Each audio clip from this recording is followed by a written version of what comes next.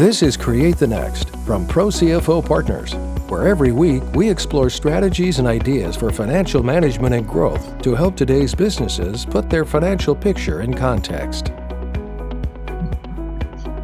Welcome back to Create the Next. I'm Chris Mitliff, and I'm here with Chief Visionary Officer Haleh Fardi. And Haleh, it's so good to see you again. It's always great to see you. And we've been talking a lot on some previous episodes about the current climate, the current business climate. Inflation is on everybody's minds. Some of us are, as we have been maybe for the last couple of years, trying to figure out how to survive. Some of us are managing it in stride. I think chronically, epidemically, most of us are underpricing. I think all the time. I think this inflationary sort of process has made some people respond with, well, now let's finally raise prices like we've been meaning to, while others have realized we need to raise prices. It's not something that we needed to do yesterday, but we really do need to do it today, especially maybe if I have supply chain constraints or something where I'm tied to that. So let's talk a little bit today about pricing, maybe in general, but also in context of where we are presently with post-pandemic into inflation, lots of unknowns. How should I be thinking about pricing in my small to mid-market business? Okay. First of all, thank you. It's always great to see you. It really is. I can actually talk about that by telling a story. And I can tell a story as if I'm really cool, since you said you think I am. When I was in Portugal recently, I went to an olive oil farm for this great story about his grandfather's olive oil farm. Mm-hmm. And by chance, there are also 200-year-old trees there because the grandfather, they say the olive oil tree didn't survive. It survived the grandfather not being able to cut it because it grew out of a rock. But we're there, we get this wonderful olive oil tasting tour. And at the end of it, he was very nervous. The Portuguese are incredibly humble, wonderful people. I think it's a socialist country as well. So they're very, very humble about money as well. Very shyly says, and if you want to, you can buy a bottle for $12 or 12 euro. And then he goes to explain, some people say that you could get a good olive oil in the grocery store, 3 liters of it for $8. And he starts backpedaling on the price. And then he starts explaining it. You need to compare this to fine wine. Of course, you know, the global tourism economy runs on American tourists, and we all line up to buy. And then we're hanging there. And I said, and he had told us the process. And I said, why not 15 euro? Why all of us would have paid it, because I can't turn it off. And he says, I make enough to cover my price, cover my costs, and make a profit. But at the same time, war had broken out and gas prices were going up. Yeah. So yes, today he was making enough money to cover his costs and make a profit. In the conversation, he mentioned in his small village, he wants to create a job program for youth. In that conversation, he had mentioned that he wants to purchase his own press for 300,000 euro. In that conversation, he had mentioned to me all the capital needs that were coming up, and yet he was unwilling and unable to, at that time, to take advantage of the opportunity of the market. That's what we try to say as CFOs. No, look at your market. The value was in the value of us having driven 2.5 hours to come to a farm with a 200-year-old olive tree on it, to meet with you who explained it to us. And we were willing and able to pay the price that would support the future growth of your organization, your company. And that's why I wanted to talk about pricing today, because people are knee-jerk reacting to inflationary price increases, you know, and that's not sustainable. Price increases need to be systematic. You need to look at your market. You need to look at your costs. You need to look at the value you bring, your brand, and price accordingly. That's my story. So there's a lot to unpack here. First of all, I need to know my margins. I need to know what profit looks like in my organization. I can't just be winging it. I can't just be figuring it out. And I think a lot of small businesses especially suffer with this. They sort of, I don't know, they kind of do some back of the napkin math inside their heads and figure out what they're going to charge. And how many of us have lost money on a project, or how many of us have had a sales conversation where we name the price and then we immediately apologize for the price, or we immediately say, well, we could probably discount that we immediately devalue, as you just said, what we're doing. I love this idea that this is not the time for knee-jerk reactions, but I should be thinking strategically. And I also love that you shared about the guy in Portugal, that he had sort of capital mindset. So how should I be thinking about price increases? Obviously, I guess there's current events that need to sort of be in my mind, but should I be thinking like in my 3-year plan, in my 5-year plan, what I'm trying to achieve, and then reverse engineer pricing to accommodate that? Or how should I be thinking about regular price increases? I think what you said is so valuable that there's so much to unpack, because I'm looking at this through a CFO lens, and not through a sales manager lens. But my degree happens to be economics. So there's the law of economics, right?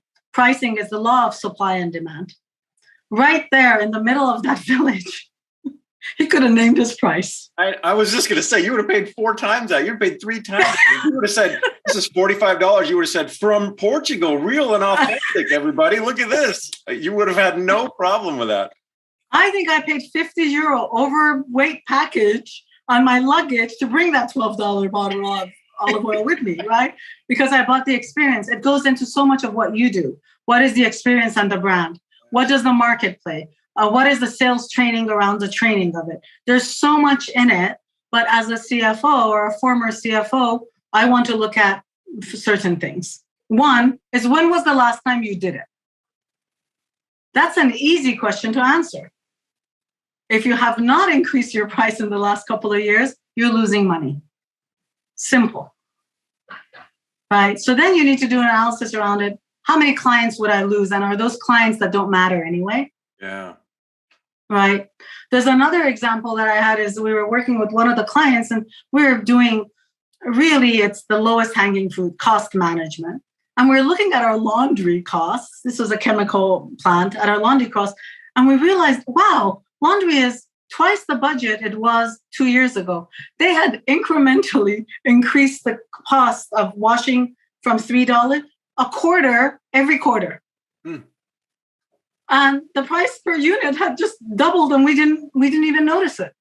And when we called them, they said, are you kidding? Electricity is more, the price of our chemicals are more, this is more, this is more. We did a competitive analysis, and we thought they're always on time, right? It's price, service, what are the 3 things, right? Quality, price, service. And we said, we're willing to pay the price. So it is very complex, but you can look at it in small pieces and then decide, when was the last time you raised your prices? Have your costs gone down or up? As the market competition increased, is your brand allowing you to carry that price? Or are you commoditized? Oh, interesting. So one of the things that you're sharing that I'm really liking is this idea of avoiding kind of price shock, which again, I think that keeps a lot of businesses from doing something because they're so afraid that their customers are going to respond. So one is, I hear you saying, if you do this incrementally and regularly, I'd love to know what you think regularly means. I know that that's really subjective.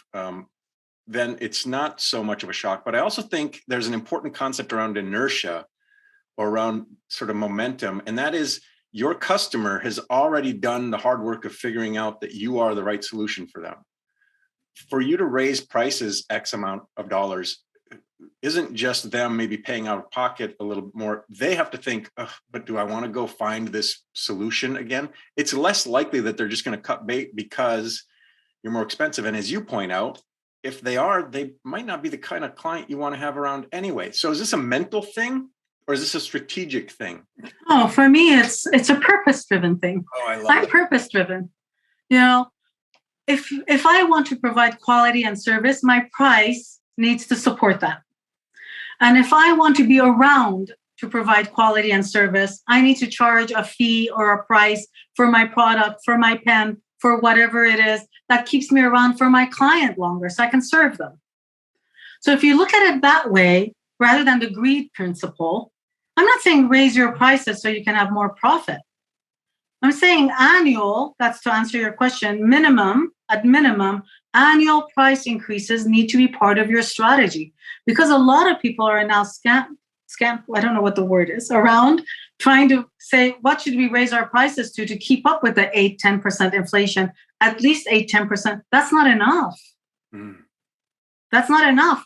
You're not just averages 8-10%. If you're doing turnover, your cost of your talent just went up by 25-30%, depending on the type of company you are. So having done those incremental increases, wouldn't suddenly you're buying a pen for, I don't know, $2, and suddenly you're like, it's $4.50 now. They're going to say, your quality and service isn't that important to me. Interesting. And that's why it shouldn't be an inflationary decision. It should be incorporated in your annual planning. And it should be a discussion that hits all the points that you're talking about. Who is my customer? Is my brand? What kind of brand am I? Am I commoditized? Does my market bear this price? Do my salespeople know that? Are they selling it properly?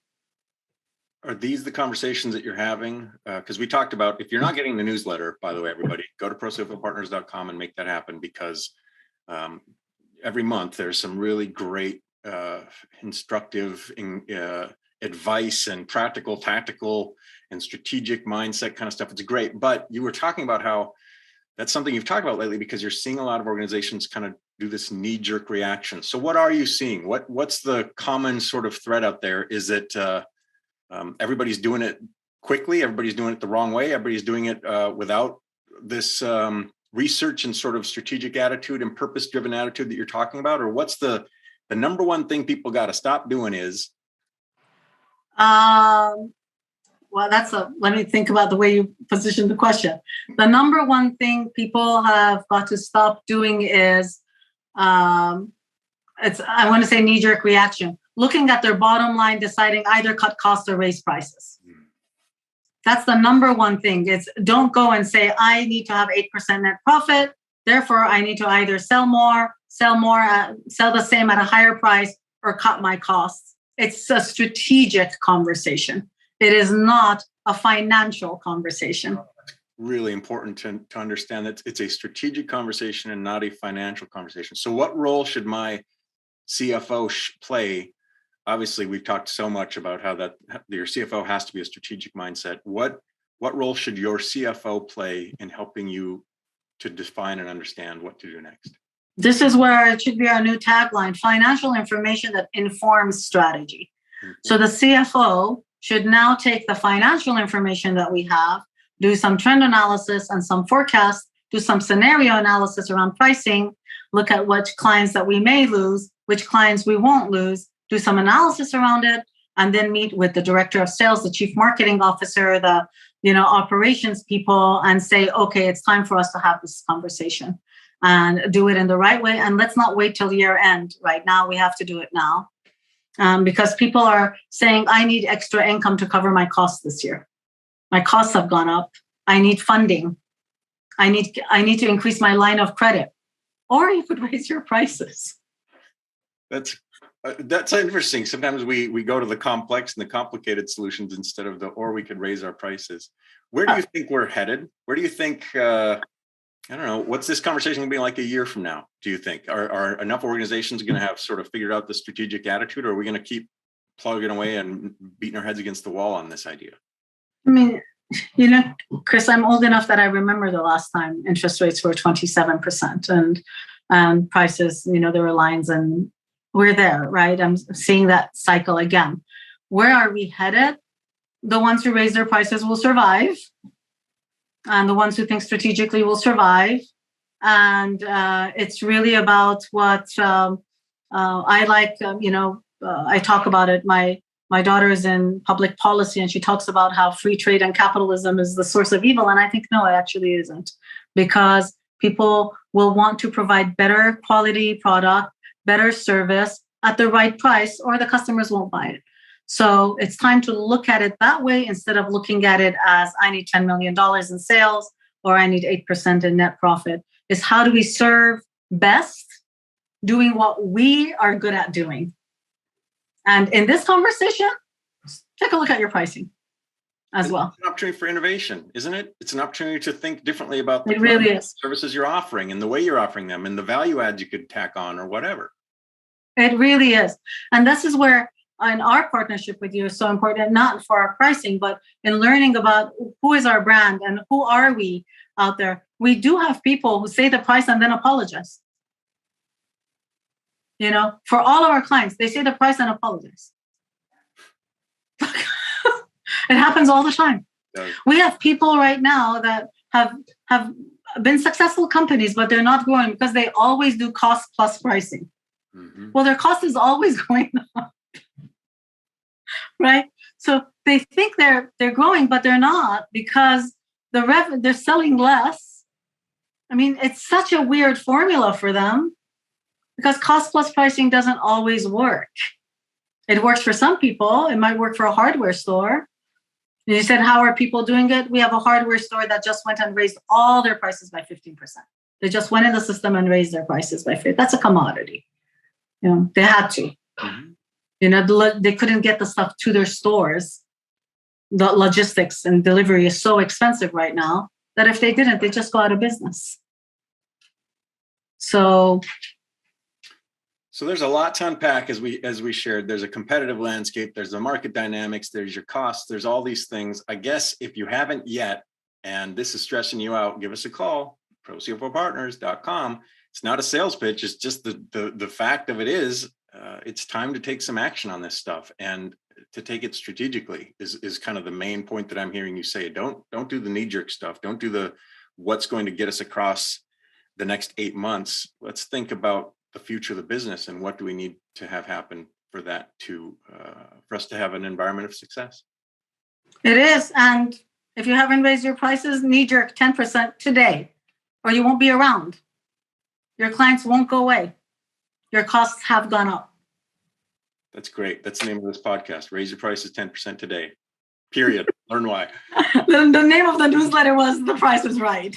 Right. So That's good. It has to be right. It has to be right. But every day that we're not doing it right now, it will be a deeper hole to come out of because inflation is our current environment.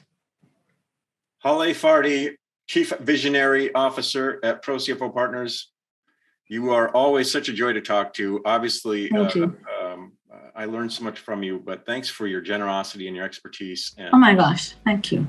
It's always so instructive for us, and our listeners, I know, get a lot out of it and appreciate it as well. Thanks, Haleh. Can't wait to talk to you. Thank you. Thank you. Thanks for watching, and a special thanks to our subscribers. Consider becoming one today. Visit ProCFOPartners.com for more strategies and ideas for financial management and growth to help you put your business's financial picture in context.